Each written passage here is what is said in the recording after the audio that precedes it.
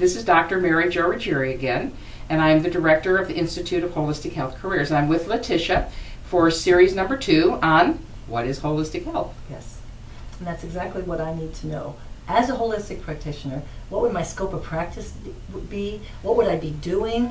And what would I do on a daily basis? That's a good question, and I think that everyone attributes many different things to holistic health.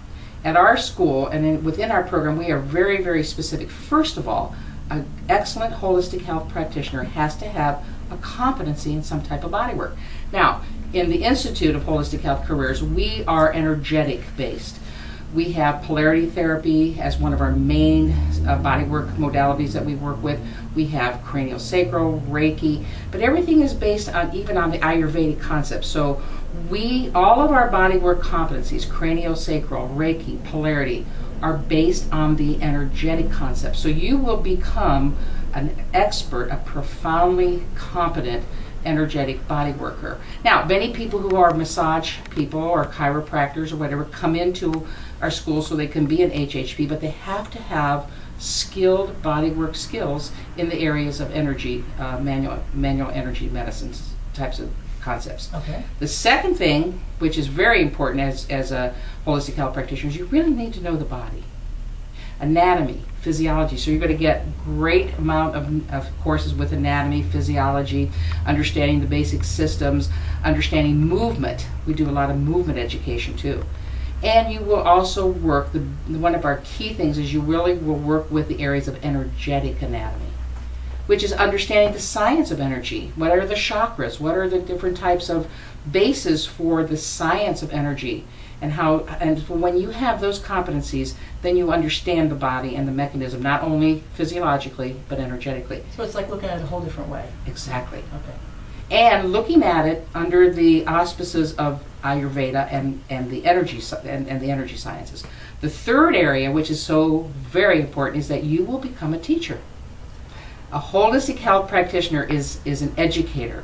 They are the first line of healthcare that helps people with their balance, their self-help techniques, what their lifestyle skills are. So you have to know different things about exercises, yoga, meditation, stress management.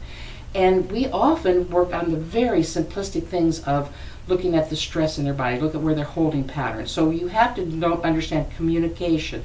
You have to be able to help people help themselves. So it actually goes beyond body work. Oh yeah. Being a good consultant, sometimes people with a good holistic health practitioner, really they get maybe a diagnosis, they have high blood pressure or whatever. And we need to know our body work, we need to understand the anatomy, we need to understand that. But we're not doctors, we're not mental health practitioners, we don't prescribe, we don't diagnose. The thing we do wonderfully is teach. We're educators. And help a person to help themselves and teach them lifestyle skills. The other area really is understanding some of our specialty areas. You have to know first aid concepts. You have to know herbal education, herbal medicines. Number 4, which is kind of exciting, is we teach all holistic health practitioners specialty areas, such as herbal education. Very important to know the basics of herbals, because people want to know what basic first aid of herbals. What is echinacea? What's chamomile tea? So we have a very complete course on herbal education. Aromatherapies, the science of aromatherapies. They're doing studies, incredible studies, on pain management and certain aromatherapies. They did a study at Ohio State in the nursing department about that. No, I didn't know you could use it for pain management. Yes, yes. Homeopathics, one of the most incredible long-term science on homeopathic remedies. So basically we look at all types of specialty areas.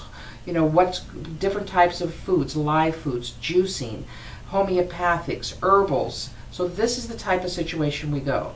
The last area, which is area 5, is very important because we are, as holistic health practitioners, we are so useful in working with people and referring them. We oftentimes, again, are the first line of healthcare. And if we're discovering somebody has a more serious condition, we may be the ones that should be able to work with psychologists, work with physical medicine people, work with different oncology people, we often are, and it's happening very much, I see it more, where we can refer people to certain types of networking and certain other practitioners. We might say, have you had a pap test? Have you had a prostate exam? So we have to know something about allopathic health care. We need to know who are good surgeons. What types of work do chiropractors do, naturopathic doctors do? Because we often are the bridge, the absolute bridge between a client getting good care and a client not getting good care. So a holistic practitioner has a diverse career.